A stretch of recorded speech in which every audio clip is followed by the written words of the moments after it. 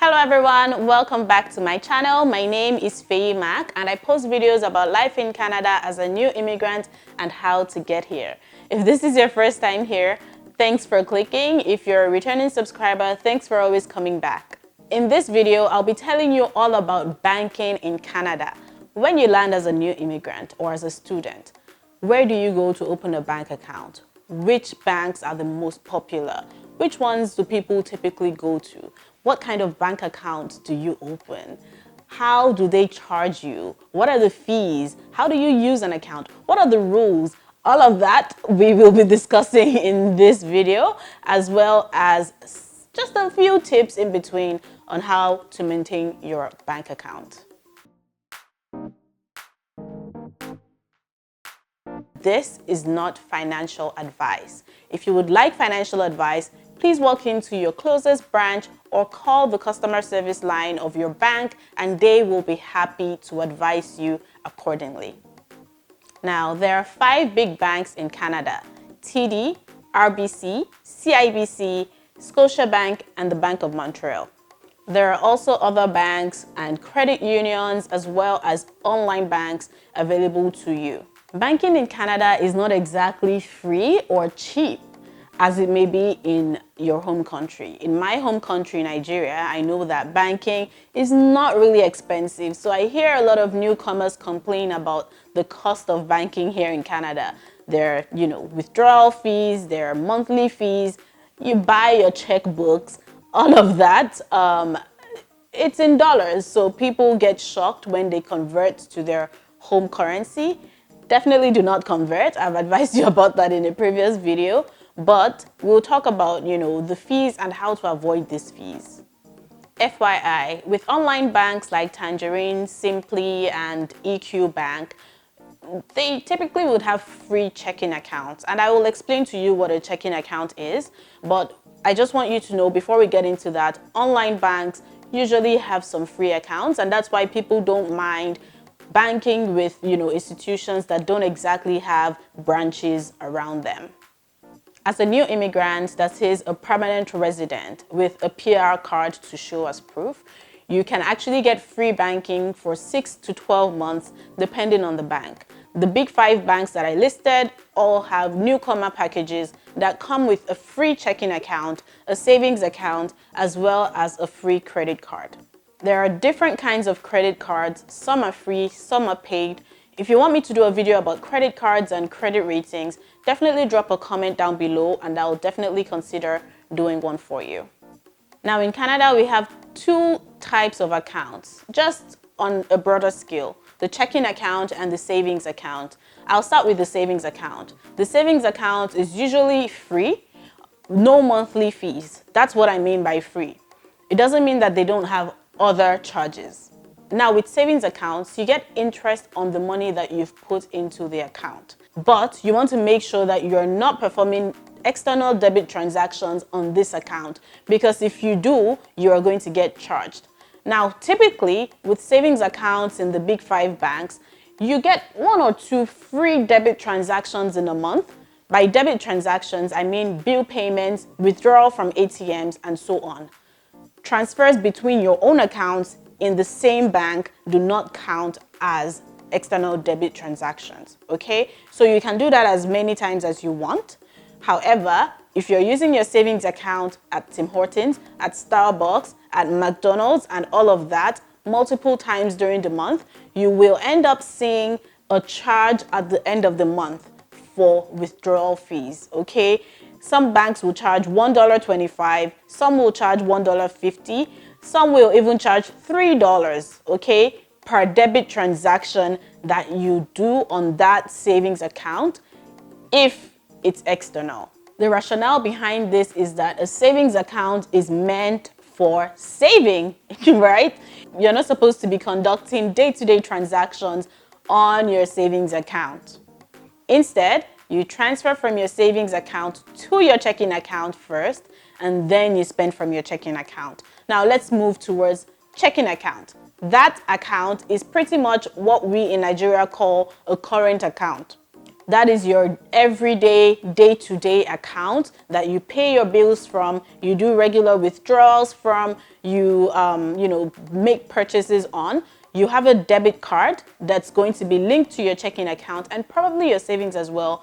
But at the point of sale, your checking account is the account that you want to use to spend on a daily basis. In the major brick and mortar banks, that is the major physical banks in Canada, checking accounts will vary from $3 to as high as $30, okay?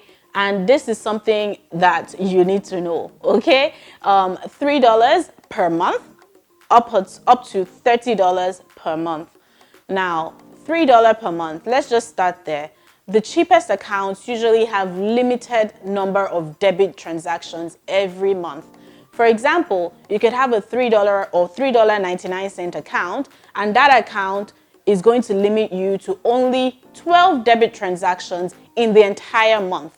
So if you know that you're going to be performing more than 12 debit transactions in the month, you want to make sure that you're not on that account. Because if you have that account and you go over the 12 debit transaction maximum, you are going to start getting charged $1.25, $1.50, whatever amount that the bank charges per transaction after your limit. Now, that's on the cheaper end, right? Now, going towards the expensive end, remember that there are, different accounts in between. There's a $10 one, there's a $15 one, whatever the bank charges you. Now, for the higher end accounts, which usually are $30, those ones would give you unlimited debit transactions, free checkbooks, free bank drafts, free safety deposit box. Different kinds of features would come with that account for free. Features that you typically would have to pay for, you get with those higher end accounts free of charge. Now, there are other accounts that might be unlimited debit transaction accounts in between that might be $15, $16, depending on the bank. You still get unlimited debit transactions with those kind of accounts. So you don't have to have the most expensive one unless you really need all those other features that come along with it. Again, at around $15, you would get unlimited debit transactions on your checking account. That might be sufficient for some people. Now, there's something I want you to note, and these are ways that you might be able to get these accounts for free, even the most expensive one. Number one, in some banks, you will be able to get these accounts for free if you keep a minimum balance in that account. When I say minimum balance, I mean for that month that the fee is getting waived, every single day of that month, you're keeping your balance above the threshold. For example, for the $30 account, if they say that you need to keep a minimum of $5,000 in your checking account to have the fee waived, that means that your account must not go below $5,000 for any day of the 30 days or 31 days in that month. You're still going to see the transaction for the debit for the transaction fee, but it's going to come back into your account. So it's going to go and come back. It's going to cancel out. Another way that you can try to get free accounts with some of the banks, if you have investments with that bank, they will waive the fee for the checking account for you.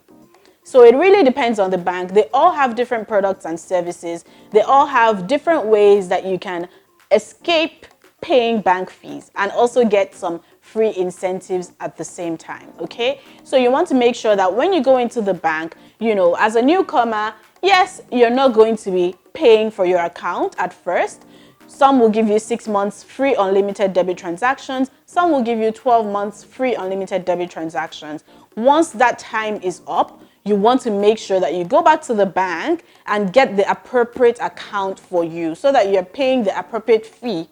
Some people, the time gets finished for their free account and then they don't even realize that they're getting charged $15 per month every month because they never knew that the time was up and their account automatically switched. Okay, so once your time is up for 6 months or 12 months free account, make sure that you call your bank and ask them to switch you into the appropriate account that you would like. You can just ask them, please tell me about the accounts that you have. I would like to know more about the charges and fees associated with the account. With the smaller accounts, things like bank drafts don't come free of charge. Things like checks don't come free of charge. checkbooks, I should say, because some banks would give you individual checks, but checkbooks, usually you would pay for them. A high-end credit card, you typically would pay for. Bank drafts, you typically would pay for. Safety deposit box, you typically would pay for. But if you have the most expensive account, like a premium account, many of these things would come free of charge to you. So just do the numbers, see what works for you, see what you need and what you don't need. And yeah, that should inform your decision. Now, you can have a physical bank or even an online bank. Either way, you just want to make sure that you're building a good relationship with your bank so that when it's time to apply for a mortgage, you're not a stranger to the bank. You'll get a good rate and you get, treated very well.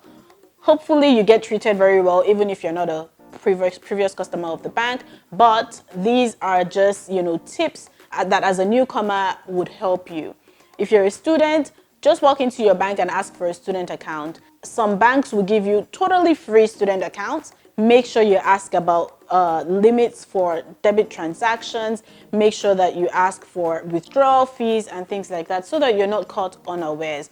All of this would be in the documentation that the bank gives you when you open an account. All of us know that sometimes some people don't read them, but ask questions if you're confused and read those documents. They will help you. I hope you enjoyed this video and I'll see you in my next one. Remember to give this a thumbs up and hit the red subscribe button if you enjoyed it.